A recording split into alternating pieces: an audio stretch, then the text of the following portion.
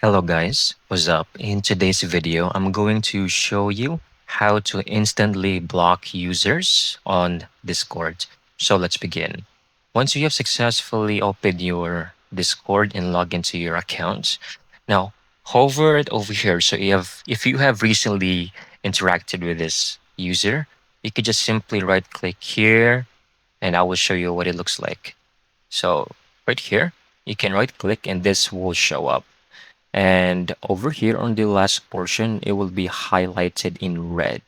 You can click on block and another window will pop up over here showing that if you really want to confirm these actions. So just click on OK, confirm.